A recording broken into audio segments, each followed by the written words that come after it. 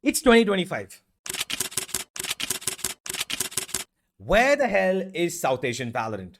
It's been 5 years to the advent of this game, and our region's had its fair shares of ups and quite a few downs. But it's not been the easiest of journeys. Don't take this video to your heart.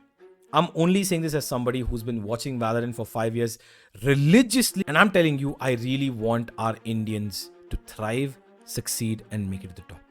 There is, of course, a bunch of clear, noticeable things that have kept us back and kept us not being able to compete with the top of APAC itself, let alone the rest of the world. And I'm here to talk about a little bit of these things that I've noticed and some solutions that we could come up with. And all of these are based on purely my opinion. Let's get into it. Number one, the ranked leaderboard. Ranked is something that I feel is very important for any player. Because if we are able to see crazy demons like Karen and Primi Kamaravit and go all the way to champions, win trophies as well, there's no reason why we shouldn't be able to produce someone like that. If you're good enough in ranked, you will get a chance. There's proof that there's evidence that this is a possibility. Now, ranked in India has a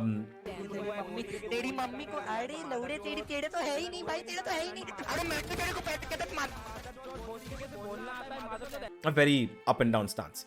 Quite a few players actually who earn a living for playing the game don't really grind it as much as you would expect them to, because of what they say. They've got practice, they've got this, they've got that, and whatnot. There's also reasons to be given to the other side of the coin, where it is clear that ranked has actually helped a lot of players adapt to situations faster, better, and be able to think on their feet. Now, let me give you a little bit of contrast as to what exactly I'm pointing out with the leaderboard here. I went to episode 9, all 3 acts on tracker.gg to look at the top 1000 players, not top 500, not the Radiants, top 1000 players in APAC. And across the last 3 acts, this is what I noticed.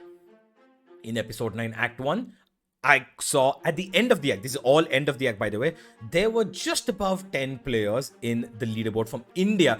Disclosed ones by the way, there might be more undisclosed who have not given up their nationality on the website. But I'm going to go with only disclosed. There were over 10 in the top 1000. In episode 9, act 2, there were less than 10, close to 7. And in episode 9, act 3, there were only 4 players who were in that top 1000. Now, this is a concerning statistic for me. And I know what the players are going to say about this. And they've been saying it all along in the last couple of weeks as well. The hackers have increased. There's a lot of cheaters, a lot of win traders. Ranked is at its worst. It's not, it's not fun to play anymore. I agree. I completely agree with the fact that there are cheaters, there are hackers. But you realize that you're playing on the same battlefield as the rest of them are. You're playing on the same field that every single person right now who is in Radiant, who is in that top 10, top 20, top 30, they're playing against the same players that you are. And if they are able to grind and get to a point where they can reach the top of the leaderboard, what's stopping you? I get it. Maybe 1 or 2 games you might get frustrated. Cheaters come. 3-4 games, understand. Make it 10, yeah. But an act extends for close to 60 days. If you're not able to push yourself further and further, giving everything to the game because you get paid to play or you just love the game, then how are you going to get better? The ranked leaderboard is something that directly correlates to my second point, and that is the quality of grinding, barring the quantity of grinding. Now, there's a lot of players who, of course, had a little bit of a chat, and a lot of people online had a chat about the recent post that came up where Darion was shown playing 500 matches and was in Radiant. And this is apart from his practicing in scrims and whatnot. I completely agree that you don't, he's an absolute madman, and that's why he's in G right now as well. He's a very consistently hardworking, skilled player who deserves to be in the VCT. That's because he's consistently stayed at the top while playing a lot of games. But you don't have to play 500 matches to prove your worth. What you can do, like I said again, is about the quality of your grinding. What are you learning from each game? Are you playing ranked just for the sake of it, just for the fuck of it? Or are you actually trying to implement something new? Yes, your elo matters. You're going to try and play for the win, which you always should do. Are you learning something? Are you actually taking something out of the game? What is it that you're doing better every game as you go on? Is it your aim training? Is it your utility usage? Or is it just your overall control of the game, map awareness, and or being a leader? Darion has played 500 and is still in GTA because he's got both the quality and the quantity coming in together at the same time, and he just loves playing the game. That's the thing about him. That's why he's at the top. Number 3, competition. You cannot, this is just my opinion, yeah. While I agree that the Mumbai server grind, you can grind and get better, do whatever you want, yada yada, you're just not gonna get the quality of games that you would expect on the Mumbai server that you would get in the SG or even the Hong Kong server. If you're able to play on the SG server with less than 70 ping, you are blessed to be able to play in a very competitive zone. Because as told by players all across the world who've come here, I would say out of the 3 regions, I would say probably APAC is hardest. Spas. Hello. Which region rank is hardest, you think? APAC and Europe. Yeah, I mean, okay, if we're talking about ranks, APAC ranked is definitely harder than Europe. Yeah. It's all that aim training in APAC, bro. The think so? ranked in APAC is just, those guys aim differently. Yeah, when I went to Korea, even like the Ascendant players are one-tapping you instantly. You think APAC has like the hardest ranked out of all the regions? I think so, yeah. that APAC ranked is different. It is better, it is cracked. Players are just different here. It's just about how you get to grow with this. Number 4, this is a little bit where I'm connecting it to the org that is extremely inflated salaries, which are leading players to get comfortable in their spots. Now, motivation is one thing that you would always need as an esports player. Motivation to get to the very top.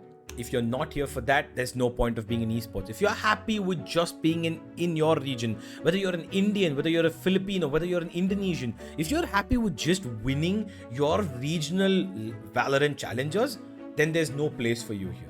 Because if you just want to take that, make a quick buck out of it, think you're really good at the game, and which you are, but if you're not pushing yourself to reach the very top, then what's the point of you being in esports? What's the point of competition? You get inflated salaries by these orgs, and these orgs that give them these salaries saying, oh, we're going to pay you 70,000, 80,000, 90,000, you do this, you do that. And then there's no real value coming out of it, because if you're paid that much and you're not able to win, or even if you're not learning, if you're not able to actually give back something, then what is the point?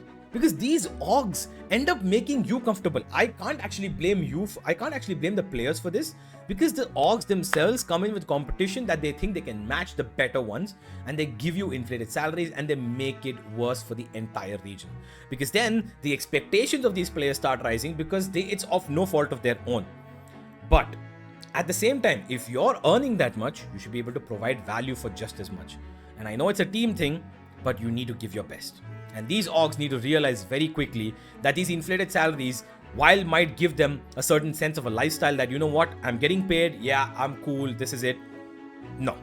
Your motivation needs to be the fact that if I'm earning 50,000 rupees from playing a game today, I need to be earning 500,000, which is 5 lakh rupees a month if I make it to the VCT. That is your goal. You need to understand that your numbers need to rise with your skill. Your numbers can't rise while you keep playing in the Challengers League. And these orgs are at fault for that, who keep giving inflated salaries and make players feel comfortable that they can just earn money here for a couple of years and do whatever the fuck they want and just, end their careers in India. Number 5, and this, no fault of anybody here, lack of quality scrims. Everybody knows and everybody has heard this, that the scrim quality in the South Asian region is a little low. While yes, you can play against a lot of teams again on the Singapore server, and of course there are a couple of ping issues there which come up, a lot of quality scrims, as I know and I've heard, come on the Hong Kong and Korean servers. While our players can play there, unfortunately the ping is far too of a differential for our players to actually play at the right level. And if they don't play at the competitive level of the very top players, which of course is in Korea and Hong Kong, a few of them, of course, the tier 2 teams, the high tier 2 teams like Naos, DSG, all of them play on the Singapore servers, you're not able to compete against the best of the best. And this kind of does derive the quality from our players and from our teams, which I feel like could have been better if we were able to access those scrims. Unfortunately, while that's not happened, we still need to keep giving it our all. And I feel like hopefully in the future, if there is a solution to this, finding the quality of scrims as good as Korea and Hong Kong here, I feel like our region will definitely do better. Time schedule because of Singapore scrims. Now, what the point I'm trying to bring up here is the fact that the region has a certain time schedule that I've heard quite a few times. Our players come and start around 12. We've got, a bunch of players who, take their time. Some of them are a little lazy. Some of them are a little, not really okay with the time. Bunch of them people who got colleges and are still young players. This is not for you. This is for the players who play full time and try to do everything they can to win. As far as I've heard and I know, Singapore's scrims on the Singapore server usually end or stop by 6:30 p.m. Which means if you are scrimming against one team for a best of 3, you will only get to play technically one team, maybe 2 teams a day. These are good teams, by the way, who play because their time zone, by the time it's 6:30 p.m. for us, it's close to 9 p.m. for them. Now, why I say this is because our players start their schedule by 12:30, 1 o'clock or so, where they have a little late start. They do their aim trainings, they have their theory sections, and the scrims start around 2 p.m. let's say. Even if a scrim of 2 p.m. starts for a BO3 starts at, let's give them the benefit of the doubt, it starts at 1. It's going to go on for 3 hours because they're going to play 3 maps, which means it's going to end at 4 p.m. And then you're going to only play one more team, if at all you're lucky, until 6:30, maybe 7 p.m. IST. Playing 2 teams a day, 6 maps, I agree. You know what? It's good practice, you get it. But why can't you start your day a little earlier? Why can't you give yourself a little bit of discipline? Let's start the day at 10 a.m. Get in a little bit of breakfast, do a little bit of team bonding at breakfast, talk a little bit during the breakfast, and just take some time, refresh yourself, early morning vibes, and then get into it with your aim training and start it around 11 a.m. Start with scrims. Try to see if you can play 3 teams a day. Play 9 maps. If you can't play 8 maps, play 7 maps. But try to play multiple different teams a day. I've heard this multiple times, but from different players from different teams. And I'm just like, I get it, you're doing your own. But even if you're finishing at 6:30 p.m. and you're doing board reviews, you have the time to play ranked. And at the end, these players end up not even doing that as much. 3, maybe 4 ranked a day. Less than that, if at all possible, because, it's been a long practice day or whatever. But other players are doing it. Why aren't you? And the final thing that I have that I feel like is extremely lackluster right now is the role model and the mentorship quality. A lot of our ex-players and mentors who've gone past have finished their careers or are at the end of their career and have just gotten past, their whole esports dream. I really wish that they would come into the scene with a little more dedication. Why? Because I feel like our young players who are coming up right now, a lot of these youngsters are playing ranked, they are trying to grind, they're trying to get up to the top, they're trying their level best to face off against the SEA. I feel like a lot of them need a little bit of guidance. The experience that these players have that have gone past their primes could really help them because they have that knowledge of how to build a team, how to get into good practices, how to make sure that the in-game stuff is sorted out. What you need to do, decision making, timing catching, utility use, all of this, our players know it. It's just that when they couldn't apply it, they can at least give their knowledge to the players who are coming up right now. It's not been that great because I feel like there's still a lot of role models who could do this. And I want them to hopefully in the next maybe 2 years pick this up, start becoming coaches, assistant coaches, because it is a great career path for them.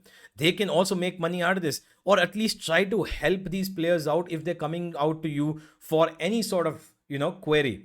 Because these youngsters need that. They're cracked with their aims, but they need to also be cracked with their brains. And now I'm going to come to a couple of solutions. Number 1, and first and foremost, start queuing up and making friends and playing with players from SEA. 90% of them are actually friendly and are very nice. You are playing against players on the competitive scene when you go to Ascension or you play against SEA players. You're playing against players who grind more than you, are on top of the leaderboard when it comes to measuring rank, and still get paid lesser than you when it comes to comparatively matching the salaries. So what is the excuse here? Play with them. Get their motivation, learn from those players because they are your competition. You learn their ways, you get better. You can play like them, you can play better than them, you can read them. Becoming friends with SEA players, becoming queue buddies with SEA players will only help you and get you a little bit better. You grind and you get better by 1%, man. That 1% matters. It really, really fucking does. Trust me. Learn to build a strong and very good disciplined routine.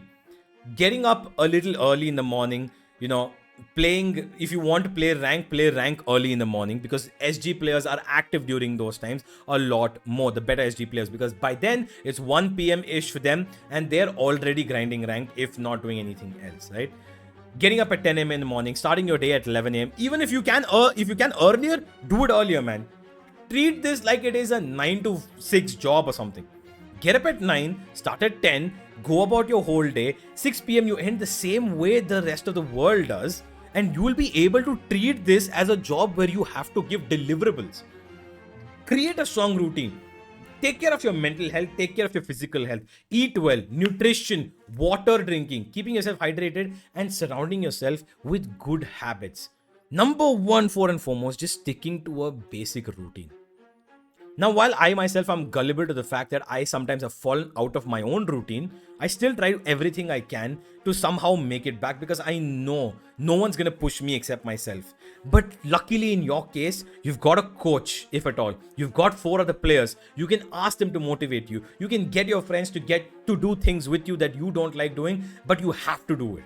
Reaching out to experienced players, ex-players for coaching, advice, or just any sort of mentorship, I'm telling you, most of them, or at least 60% of them, will not say no. They listen to you, they'll listen and they'll give you solutions. They'll tell you what to do, they'll tell you about their time, they'll tell you what they did, they'll talk to you about what's currently happening, how you can play better, all of that.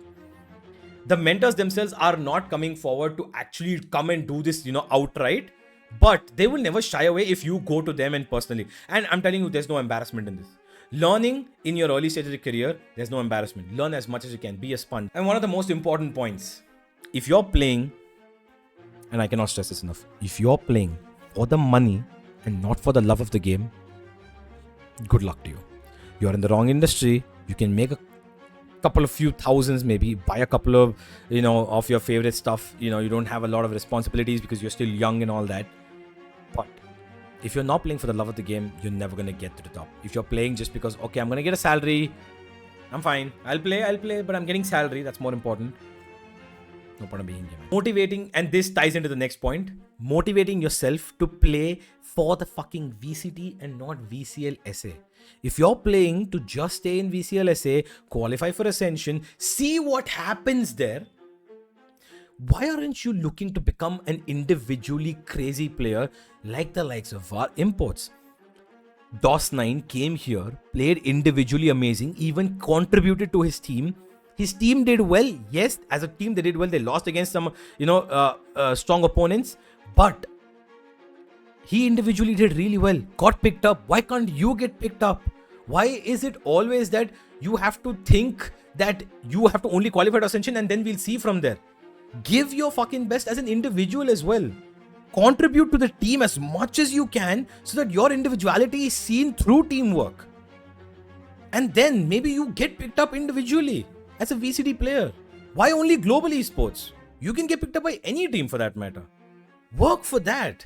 Motivate to play for the VCT, not to stay in fucking SA. Few other points would just for me be watching and learning from other VCT players that you love. Try to see how they play, what they do, what exactly is their mindset, how much they overextend, how much they don't, what is their role, how much do they expand, and just adapting overall to a situation. If you love them, you're going to play like them and you're going to try to imitate them. You can play like them if you keep putting the work in. Learn from it. Watch more VCT matches, because to be very fair, I heard a very scary thing that not a lot of our players, but there's a bunch of players who actually don't really watch the VCT games. And I was like, okay, that's not good. Next thing would be inflated salaries need to stop. We need to stop these orgs from going all crazy and making players feel like, they are being given too much here, and the players end up being comfortable because of that, and vice versa, because these inflated salaries are just causing our ecosystem to fall down, and orgs are not able to sustain. Players are getting too comfortable and not able to themselves sustain because they play for a couple of months, that salary drops instantly, and they're like, yeah, that's it. You know what? There's no point. We couldn't even make a team because the org disbanded after 3 months or whatever. And the last, but not the least, focus on the process, not the results, especially scrim wise. I'm talking about scrims here, not talking about main matches. if your main focus is that we're doing really well in scrims, we're winning every scrim, doesn't matter. How did you play in that scrim? Did you learn something? Did you try to actually implement something that's been working? A strategy with your team, a set play, a retake that's been working. Have they worked? How many times have you put it to practice? 10 times? 20 times? 40, 50, 100 times? How many times out of it has it worked? Has it worked 60, 70 times? Which means it's workable. Which means in a real game situation, it will work. Focus on your process. Scrim wins do not matter. Remember that.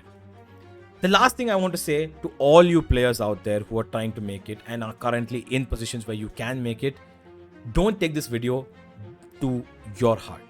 I'm only saying this as somebody who's been watching Valorant for 5 years religiously and somebody who's watch partied every single game possible in the VCLSA and a whole lot in the VCD Pacific last year.